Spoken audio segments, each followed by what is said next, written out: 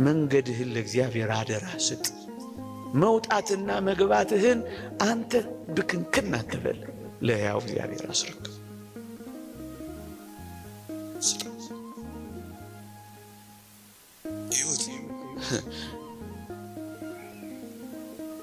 እጅግ ብርቱ በሆነው ጠላት ቤት ፊት ሞገስ እንዴት እንደሰጠው ተመልከቱ።